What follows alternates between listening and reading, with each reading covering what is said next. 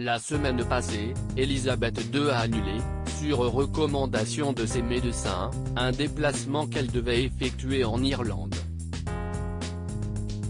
La reine a accepté à contre-cœur les conseils médicaux de se reposer dans les prochains jours, avait annoncé un communiqué du Palais Royal.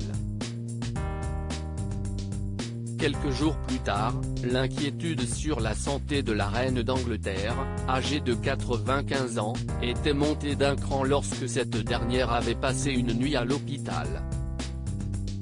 Un séjour durant lequel elle a subi quelques examens préliminaires, a fait savoir le palais de Buckingham avant de rassurer les Britanniques en indiquant « Elle est retournée au château de Windsor. Et elle est de très bonne humeur ». Mais si ces événements semblent surtout liés à l'âge d'Elisabeth II, la famille royale a décidé de prendre toutes les précautions nécessaires afin de préserver la reine.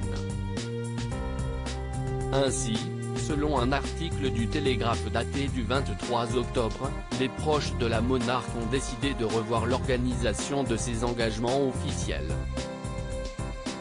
Désormais, la reine sera systématiquement accompagnée d'un membre de la famille pour remplir ses engagements royaux.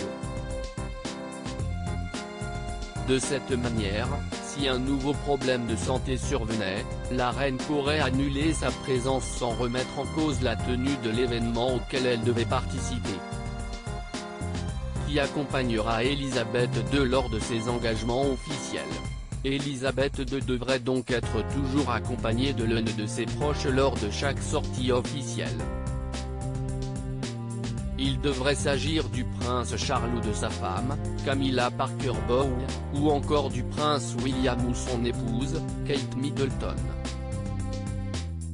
De manière plus exceptionnelle, la princesse Anne, ou encore le prince Édouard et sa femme, Sophie de Wessex pourraient également endosser ce rôle.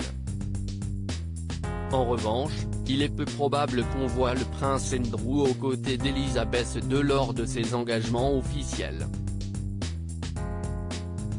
Accusé de viol et d'agression sexuelle, le duc d'York est tenu éloigné des affaires de la couronne.